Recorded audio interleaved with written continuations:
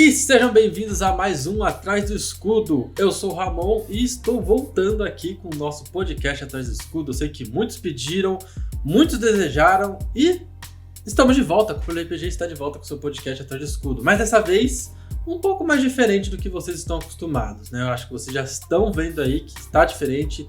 Primeiramente, estou aqui falando em vídeo com vocês, então se você está ouvindo isso numa plataforma de podcast, por exemplo, como o Spotify, abra aí que vai ter o formato vídeo para você acompanhar, porque agora o Atrás do Escudo vai ser em formato vídeo. Um pouco mais curto, não vai ser aquele Atrás do Escudo, aquele podcast que você está acostumado de 1 hora, até quase 2 ali, mas um pouco mais curto para a gente tentar mesclar esse formato de vídeo com áudio. Você pode ouvir só em áudio se você quiser, não tem problema, mas o objetivo aqui é focar mais na parte vídeo para a gente jogar aqui para o YouTube, para o Spotify também, que está usando essa nova tecnologia, né, de vídeo e áudio. Falarei um pouco mais sobre essas coisas lá no nosso Instagram, nos nossos stories, a gente troca uma ideia, então sigam a gente lá no Instagram e nas outras plataformas de rede social e tudo mais. Beleza? Hoje estou aqui para falar sobre um RPG, né? Um RPG que está surgindo aí. Começaram a falar um pouco dele no final de 2025 e agora no começo de 2026 ele bombou, explodiu, está todo mundo falando que é um RPG que você pode jogar de pato. É isso mesmo. Se você não sabia que um RPG assim está vindo aí, então se prepare para conhecer Dragonbane, que ele é um RPG sueco, né, lá da Free League. E a Tri Editora está trazendo agora para o Brasil a tradução completa com todos os livros, todas as expansões ali, tudo que tem do Dragonbane lançado atualmente. A Tri Editora está trazendo para o Brasil e já começou o financiamento coletivo. Então, se você não sabe ainda, corre que ainda dá tempo de pegar o seu Dragonbane já. Vou deixar o link do financiamento do Catarse aqui embaixo. Já bateu diversas metas principais, já estão indo para mais metas extras. Então vale muito a pena a gente apoiar esse RPG, porque é um RPG muito maneiro. E se você não quer apoiar porque não conhece, então venha comigo que hoje a gente vai falar sobre Dragonbane, sobre como que é esse sistema, como que é esse RPG e da onde surgiu e tudo mais, então bora lá! Então vamos lá, o que é o Dragonbane? Então, como eu disse, o Dragonbane ele é um RPG que foi publicado pela Free League e um RPG sueco, então, né, lá das terras nórdicas, digamos assim. E a história do Dragonbane, ela é muito interessante porque ela passa por diversos momentos. Como assim? Vou explicar. Bom, o Dragonbane, antes dele ser o Dragonbane, ele se chamava Drakkar, vou ter que ler aqui, tá, gente?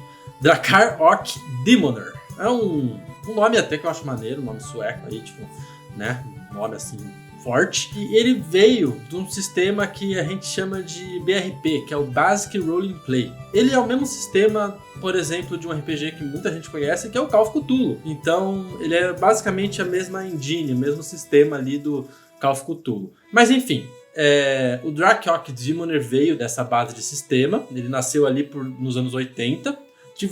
Teve várias editoras que pegaram ele, que modificaram, que foi lançando e relançando. E a Free League, depois de ter pegado os direitos desse sistema, eles decidiram modernizar um pouco o Drakkar Ok Demoner. A ideia da modernização desse sistema é exatamente para tentar pegar um público diverso ali, um público mundial, né? Porque o nome pode ser um nome um pouco mais diferente para outras culturas, principalmente cultura americana, né? Que é bem diferente a linguagem e tudo mais. Então, eles decidiram transformar o nome em Dragonbane, um nome mais agradável, um nome mais fácil de ser dito, né? Então, que assim conseguia abrir as portas para o mundo inteiro jogar esse RPG, que é muito famoso lá na Suécia, como se fosse o D&D lá do sueco. Eles queriam abrir essas portas aí para competir com os grandes RPGs do mundo inteiro, D&D, Pathfinder e tudo mais.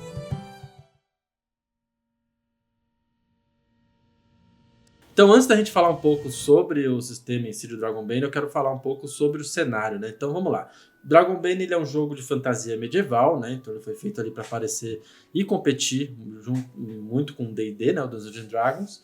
Só que ele tem os seus aspectos diferentes, né? Um sistema um pouco mais mortal, exige um pouco mais de estratégia. Vocês vão ver conforme eu for falar do sistema. Mas eu quero focar mais no cenário no momento. Então, o Dragon Bane ele tem um conflito entre dragões e demônios. Então isso é uma coisa muito comum no cenário. E quando a gente pega o livro, a gente vê essas nuances já junto com o sistema. Eu já vou dar um exemplo também mais pra frente. Mas a história em si é que na criação do cenário ali, ele tem os demônios e os dragões e eles estão em guerra o tempo todo. Então, tipo, os dragões seriam a ordem, natureza primordial, e os demônios, o caos e a entropia, né? Então, duas forças ali que se colidem. Todo o jogo vai ter esses inimigos mortais no meio ali de toda a história. Então, você sempre vai ter algo com demônios, sempre vai ter dragões. O próprio livro do jogador já traz essas criaturas num bestiário ali no livro do jogador. Os demônios, os dragões já traz um pouco das fichas ali deles, porque são os inimigos número 1 ali, número 1 porque, né, RPG pode ser qualquer coisa, mas os monstros número 1 ali do cenário, né, vamos dizer assim.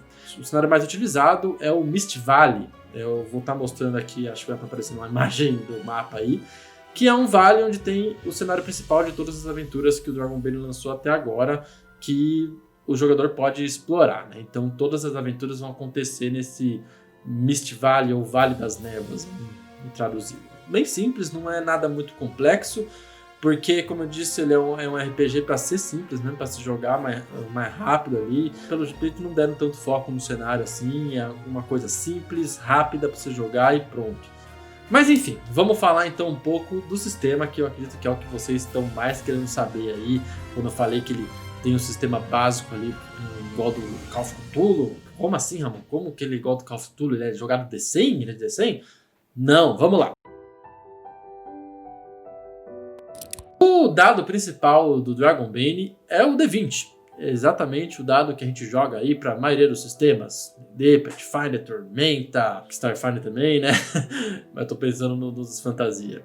Old Dragon também, então, né, D20 aí a maioria dos sistemas a gente utiliza. Então qual que é a semelhança com o Call of Cthulhu e com esse Basic Roleplay, de onde nasceu o Dragon Bane? É exatamente a forma de se calcular o resultado de um teste. No Call of Cthulhu a gente joga um D100. Então vamos dizer que você tem 60 em uma perícia. Se você tem 60 numa perícia, você tem que jogar o D100 e tirar 60 ou menos para você ter sucesso. Se tirar mais, você fracassa. Normalmente é assim.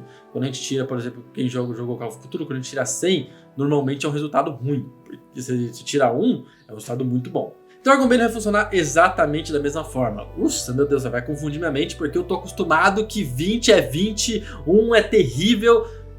Gente, o Dragon Bane é o inverso. Quando você tira 1, você é um resultado positivo, e quando você tira 20 é um resultado negativo. E o legal do Dragon Bane é que o tirar 1, tirar 20, eles têm um nome, que é ligado ao cenário que eu acabei de falar pra vocês. Então tirar 1, eles falam de tirar um dragão. Tirar 20, tirar um demônio, né? Lembra que eu falei de caos e ordem? Então eles pegaram um pouco disso. Então essa é a semelhança com o Basic Roleplay lá do Call of Cthulhu, que é esse negócio da chance de você tirar, né, para baixo é o bom e para cima é o ruim, né? Então tem uma questão de porcentagem aí que é a base do sistema. Bom, um exemplo disso, o Dragon Bane ele utiliza muito das perícias. Então, um exemplo, você tem ali em acrobacia, você tem 12. Para você passar um teste, mas fala, faça um teste de acrobacia, você precisa tirar 12 ou menos para passar nesse teste, não mais. Se tirar mais, você falha, né? Então, tem toda essa parada aí. Outro sistema muito parecido que a gente vê em outros RPGs é o sistema de vantagem e desvantagem. Aquele sistema que você joga 2d20 e pega o melhor resultado, né? Isso é muito comum no D&D. Aqui, no Dragon Bane, a gente também tem algo parecido. Ele é chamado de dádivas e revés. Vai funcionar um pouco diferente. Como assim? Quando você tem uma dádiva num teste, você joga 2d20. Porém, temos que lembrar, um teste, para ele ser válido no Dragon Bane, você pega o menor resultado. Então, né? Pode ser um pouco confuso para quem joga com o sistema de vantagem e desvantagem, mas no caso da dádiva, você vai pegar o dado que der o menor resultado. E no caso do revés, né, que é o contrário, você vai pegar o que tem o maior resultado, quando você tiver que jogar com um revés. E uma coisa que eu achei legal é que as dádivas e os revés, eles se acumulam, né? Normalmente, voltando com a comparação com o Dungeons and Dragons, por exemplo, quando a gente tinha vantagens, os testes de vantagem não se acumulavam. Então, quando você ganhava vantagem mais vantagem, você ficava ali 2d20.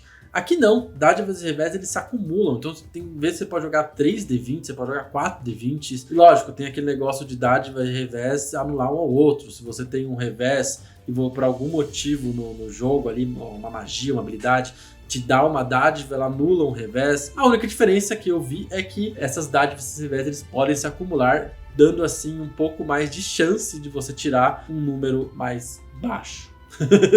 É ainda estranho pra mim também falar sobre isso, sobre esse negócio de tirar o número baixo. Mas conforme a gente vai vendo um pouco sobre o sistema, a gente vai se acostumando com isso. Ah, Ramon, mas e quanto aos atributos? Eles são parecidos? Como que é? Quantos atributos tem? Vamos lá. Atributos, né, pra quem não sabe, são aquelas forças, destreza, constituição e blá blá blá. Aqui a gente também vai ter 6 atributos, entre eles vão ser força, constituição, agilidade, inteligência, vontade e carisma, né? Então, bem básico ali, parecido com os outros sistemas também, só muda praticamente o nome. Então, esses são os atributos que a gente trabalha nesse sistema e eles vão dar ali valores às perícias. Eu tô falando de perícias porque perícias é muito importante nesse jogo. Ele é um jogo que eles falam que que o seu nível de personagem não define o seu personagem, sim as perícias e quão bom ele é as perícias. Né? Então, isso eu já acho muito legal, porque perícias é um negócio que eu sempre gostei no RPG.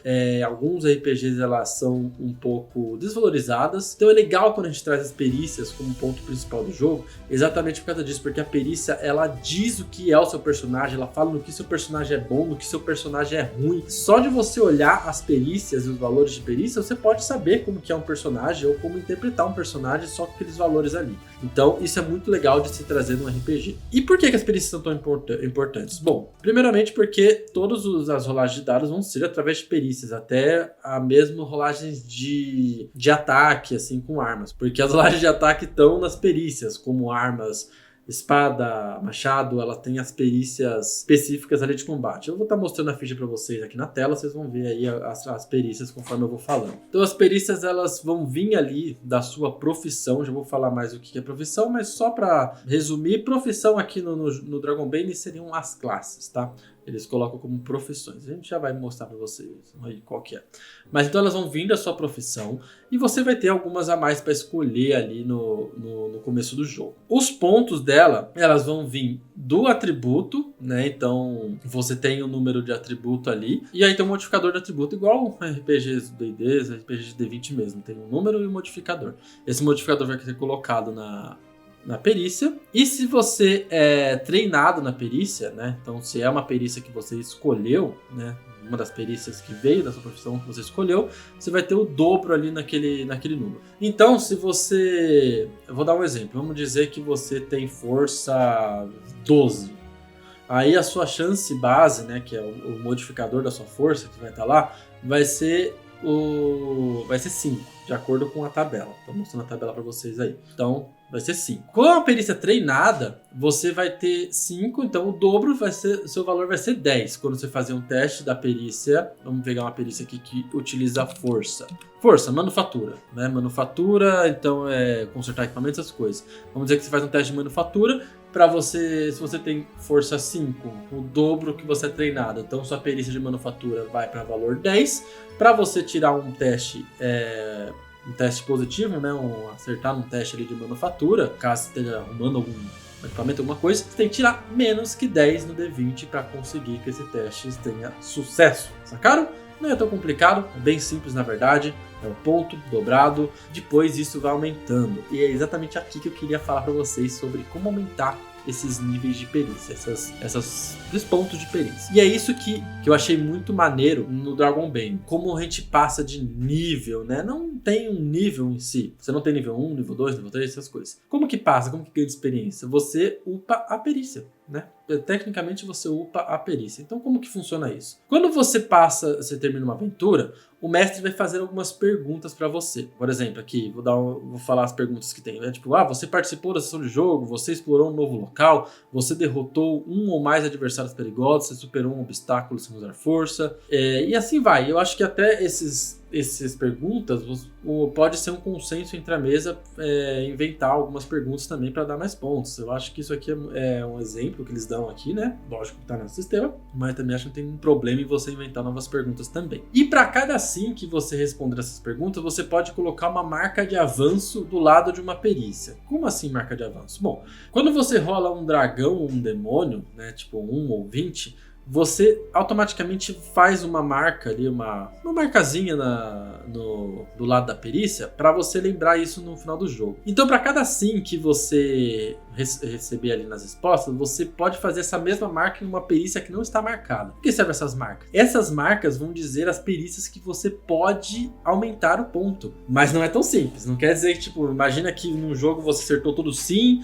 você tirou vários dragões e demônios e tá todas as perícias ali estão com pontinho para aumentar um ponto. Pô, estourei, né? Estourei. Vou aumentar ponto pra caramba aqui. Vou upar todas as perícias. Não é bem assim. Porque além disso, depois que você marcou, você tem que fazer o teste de avanço. E o que é o teste de avanço? Bom, você vai jogar ali um D20, né? E se o resultado for maior que o nível da perícia atual, você aumenta em 1 ponto. Viram a diferença aqui? Então, né? Vou falar de novo. Teste de avanço, você joga um D20 e o número tem que ser maior do que sua perícia atual. Então vamos lembrar lá do Manufatura, por exemplo.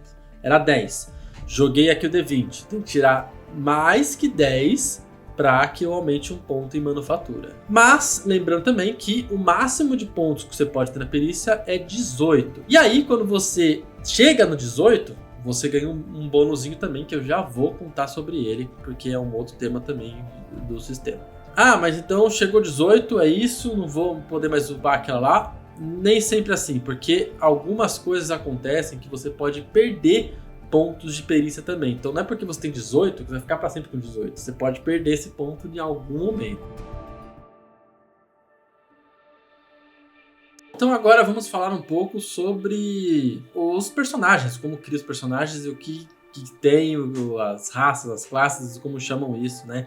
Vamos lá, no Dragonbane a gente tem o que a gente chama de ancestralidade, né? Já não é um nome comum, a gente já vê em outros sistemas adotando esse termo ancestralidades para falar que tipo de personagem você pode criar. Aqui a gente tem 6 ancestralidades. A gente tem o humano, o halfling, o anão, o elfo, e aí, né, essas duas últimas são as diferenciadas, que são o lupino, que é tipo um lobisomem, e o marreco, que é o famoso ancestralidade aí de pato, que é a que todo mundo tá querendo jogar, todo mundo vai fazer Pato Donald, vai fazer o mago implacável lá do Patolino, e vai ser uma doideira, vai ter pato pra caramba por aí, isso aí vai ser doideira, eu quero ver, quero muito ver isso, quero narrar pra personagens de pato, time inteiro de pato, mas vamos lá. Então, no caso da ancestralidade, ela vai te dar ali uma base da ancestralidade, né? E você vai ter uma habilidade que vai vir dessa ancestralidade. A habilidade é tipo um talento ali um talento, poder. Não tô usando palavras próximas de RPGs que a gente conhece aí. Então, ele vai ter uma habilidade. Cada um vai dar uma habilidade, a não ser o marreco, né, o pato aqui, que ele vai dar 2 habilidades, ele é o único que ganha 2 habilidades. E essas habilidades, normalmente, elas vão ser, você pode usar elas através de pontos de determinação, tá? Aí uma outra coisa que a gente tem nesse jogo, pontos de determinação, pelo que eu vi, né, pra gente comparar, pra ficar mais fácil, ele é como se fosse pontos de mana, ele é tipo a mana do sistema. Você usa pontos de determinação para utilizar habilidades, para utilizar magias. Então tem várias coisas que vão utilizar esses pontos de determinação. Então a gente tem o PV, que é o ponto de personagem, e o PD, que é o ponto de determinação. Então esses 2 valores são bem importantes aí na criação do nosso personagem. Você tem as 6 ancestralidades para vocês escolherem. E logo depois de escolher a ancestralidade, a gente tem as profissões, como eu falei, que são tipo as classes. A gente tem atualmente, né, no livro base, 10 profissões que você pode escolher. A profissão, no caso, vai te dar um atributo chave, né, como as outras classes de outros sistemas, vai te dar as perícias e você vai ter algumas habilidades heróicas para escolher. O que são habilidades heróicas? São os talentos, são os poderes ali que o seu personagem pode ter. Eu acho que para colocar ali, né, como a gente está fazendo comparação para a gente saber mais ao certo o que é, a habilidade heróica eu colocaria como um talento, como algo ali que o seu personagem saiba usar, que é totalmente diferente dos outros, né? Então, normalmente ali ó, vão ter 3 para você escolher, e você vai escolher uma. Então é isso, 6 perícias para escolher, o seu equipamento e a sua habilidade heróica. Também tem uma lista de equipamento. Uma coisa que eu queria falar é que eu achei muito legal nesse sistema, é que você pode fazer um personagem totalmente aleatório, porque todas as escolhas dos personagens, pelo menos a maioria, você pode jogar um dado para escolher aleatório. Então, tipo, o nome você pode escolher aleatório. Aqui na parte das profissões, você pode jogar um D10 para ele cair aleatoriamente aí uma profissão para você e você jogar. E aí tem várias escolhas que você vai jogando só com tabelas e dados para você escolher aleatoriamente. Isso é muito bom para quem gosta de desafios, né? Escolher um personagem aleatório e bora que bora, ou pra quem não tem tempo pra ficar, né? Às vezes a gente tem muito pouco tempo pra ficar criando ficha, então faz aleatório, joga os dados ali, vamos ver o que sai só pra jogar mesmo. Pra mim é muito bom por causa disso. Pra mim todo sistema tinha que ter essas tabelinhas assim. Eu gosto de criar personagem assim, aleatório, e depois eu me viro pra interpretar. Acho que é um bom desafio e uma boa mecânica pra treinar interpretação de personagem. Tem o artesão, que eu já achei muito maneiro, já fiquei com vontade de criar um anão artesão, já faria um anão artesão aí. Então, muito maneiro artesão, que é o ferreiro, dá pra fazer um ferreiro, muito legal. Então, temos o bardo, né, clássico bardo também está aqui com a gente, então o bardo é uma das profissões aí que você pode escolher. Caçador, né, bem parecido ali com patrulheiro, ranger, bem próximo. Cavaleiro, achei legal também essa profissão cavaleiro. Acho que pode ser bem interessante jogar com o cavaleiro, né? Aquele negócio de a ordem dos cavaleiros, eles têm sempre uma parada de regras, de conduta, então pode ser um personagem bem legal para se jogar. Comerciante também uma profissão, né, que é nova para mim, eu nunca tinha visto nada em outros RPG de você jogar como um comerciante. Pô, pessoal, que legal você ficar querendo vender coisa para todo mundo. Nossa, deve dar muitos ganchos interpretativos isso aqui. Então achei legal o comerciante também. Estudioso também é um bem maneiro, que eu também achei um novo, também que eu nunca vi.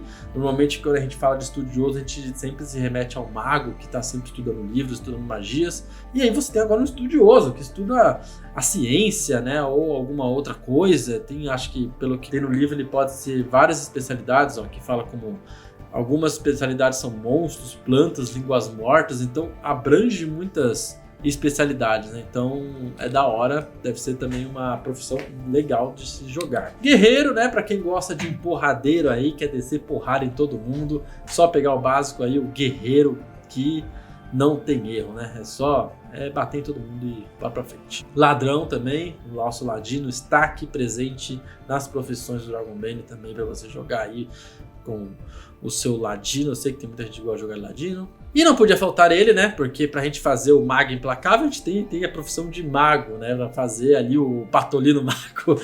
O mago também é bem legal. E o único conjurador que tem das profissões. Então, se você quer ser conjurador, você tem que escolher o mago. E as magias também tem um sistema muito maneiro que eu já vou falar mais pra frente ou no próximo vídeo, não sei. Depende de quanto esse vídeo ficar longo.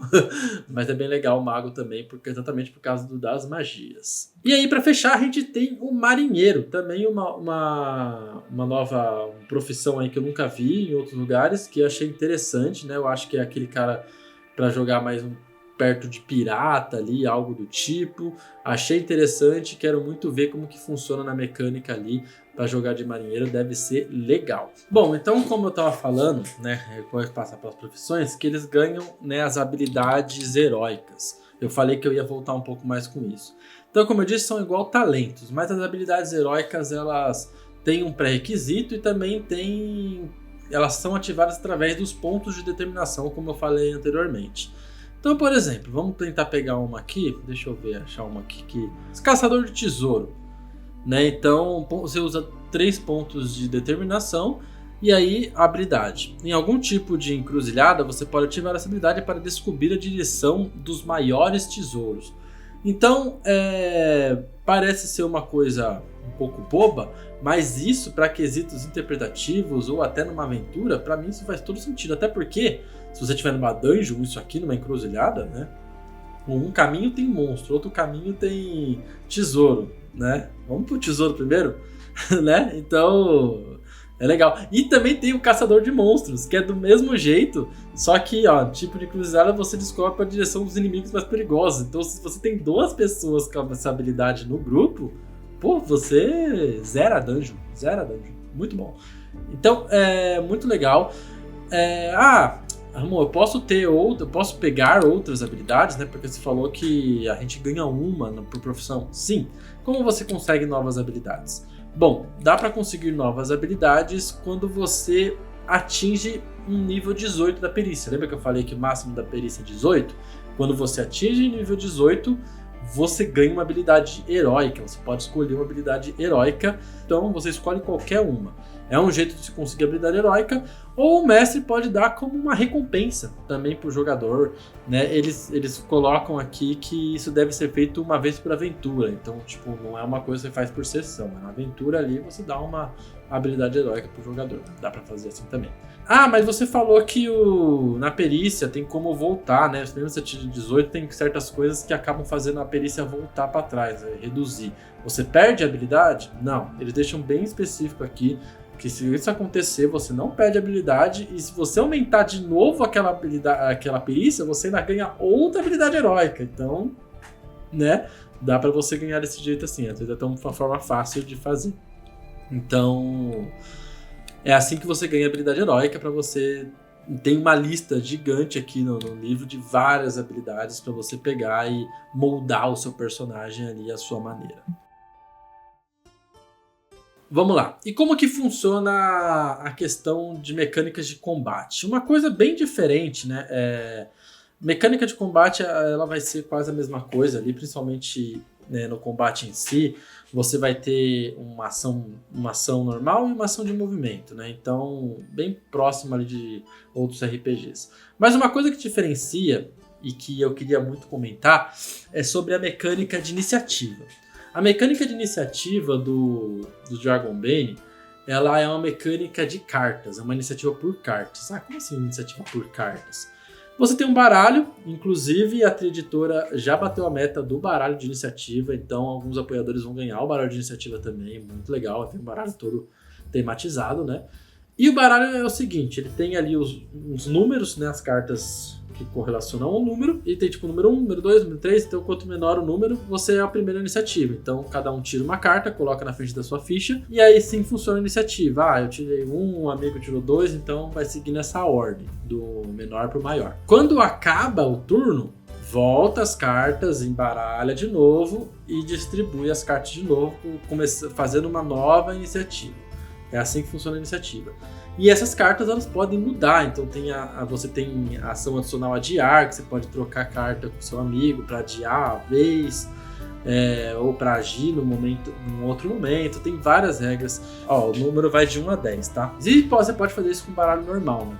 O que me incomoda nesse sistema de iniciativa? Eu acho que é um sistema legal, um sistema simples de fazer presencial. Presencial deve ser muito fácil de jogar esse sistema de iniciativas. Por quê? Porque você pega a carta, joga, embaralha, passa o outro. Simples. Pra quem já jogou presencialmente, eu joguei muito RPG presencialmente, o mestre tinha que ficar anotando, né, antes de ter esses aplicativos de iniciativa, a gente tinha que pegar um papel, um lápis, colocar a inicial, pelo menos eu fazia assim, coloca a inicial, o nome do jogador e o número da iniciativa. De todo mundo. Inicial, monstro X. Iniciativa. Iniciativa. Todos os números. Aí vai e coloca a iniciativa. Se alguém muda, apaga ou puxa uma seta. Nossa, eu fazia isso. Vários diagramas no papel para anotar a iniciativa. Isso é um pouco trabalhoso. Você ter um visual ali de cartas que você pode bater o olho e já ver o número de quem que é a iniciativa é muito prático. Porém, o que eu acho um pouco estranho, não sei ainda como funciona isso, é em relação a RPGs online.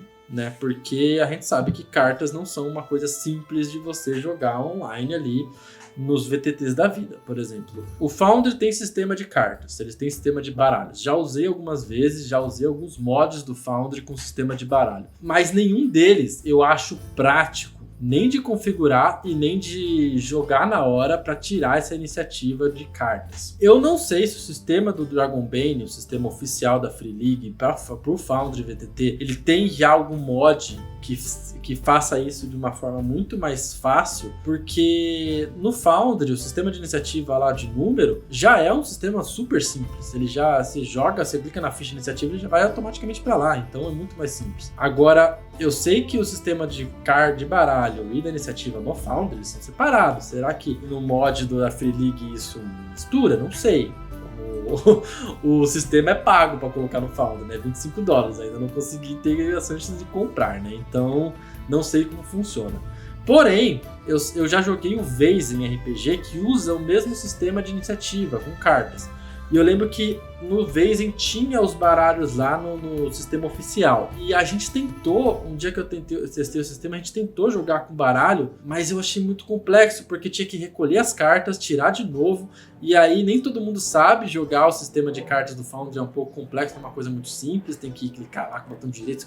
Assim, é difícil, sabe? É difícil, é complexo. Então, eu fico preocupado com o sistema de cartas de iniciativa em relação aos VTTs. No Roll20, então nem se fala, não faço ideia de como faz cartas no Roll20.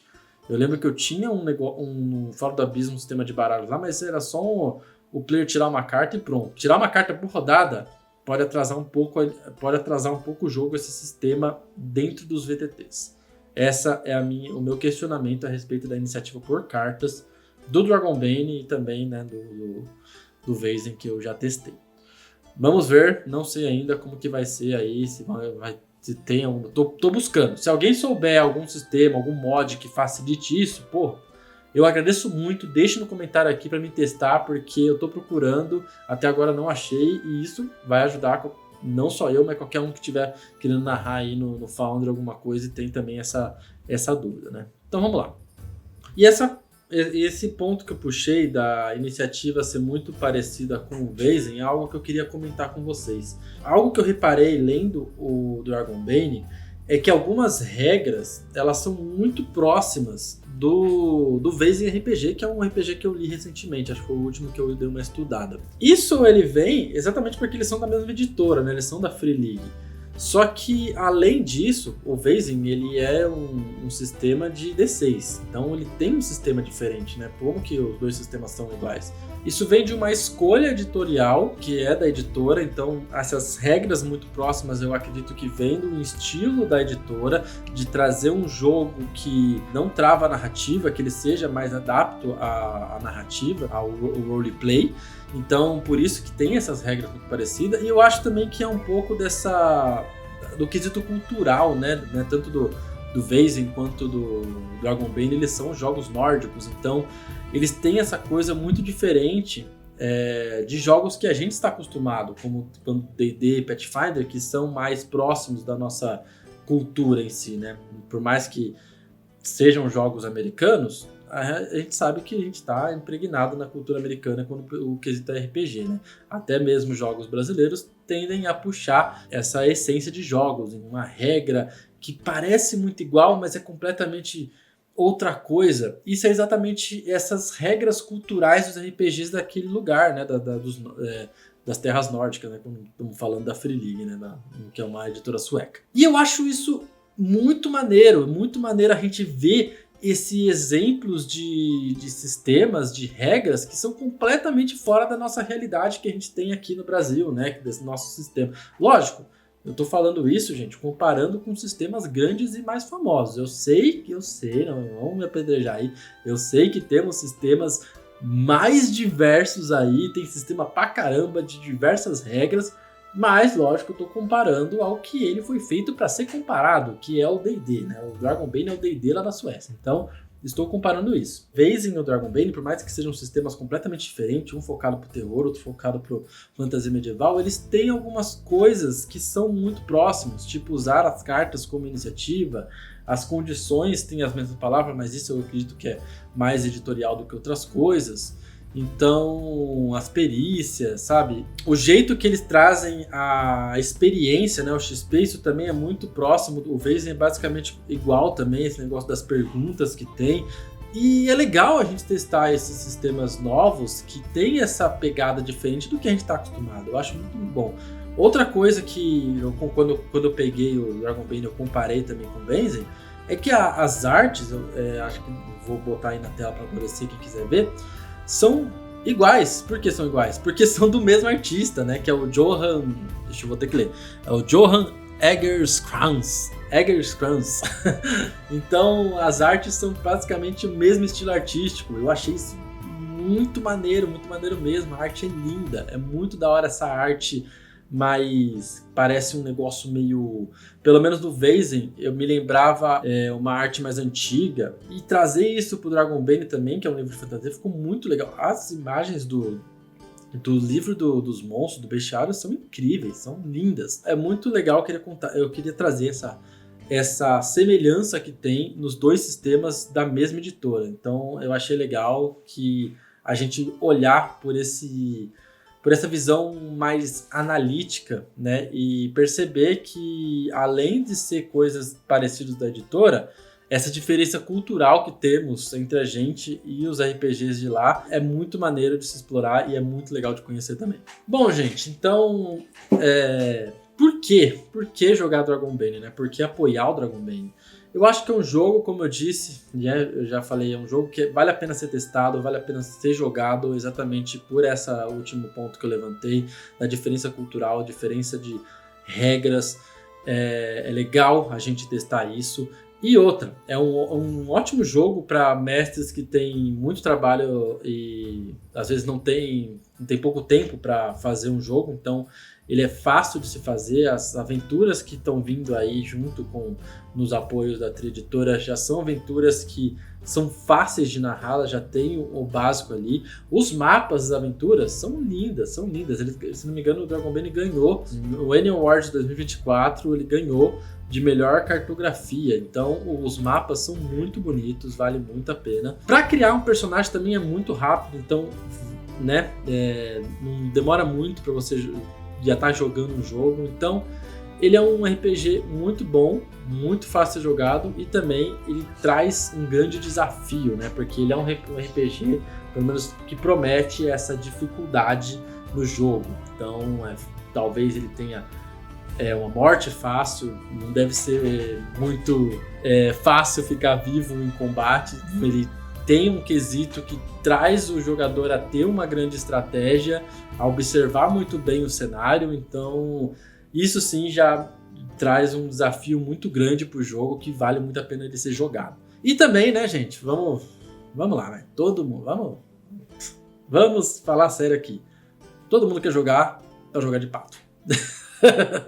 Todo mundo quer jogar de pato, então vamos jogar de pato, vamos fazer times e times de pato. Não se esqueça de conferir o projeto da Tria Editora, ele vai estar aberto aí acho que até março. O projeto fica até dia 12/3, 12 de março, então vale muito a pena. Agora, nesse exato momento que eu estou gravando, o projeto já está chegando a 200 mil apoiado, 567 pessoas, então você ainda tem tempo de apoiar, dá tempo de apoiar o seu Dragonbane. Já temos diversas metas aí, ó, desbloqueadas. Vamos ver, 200 mil vai bater agora, ó. 200 mil já libera aí o mapa do Vale Enevoado, né? O mapa que eu falei aí para vocês, impresso, para quem apoiar nível 4 superior.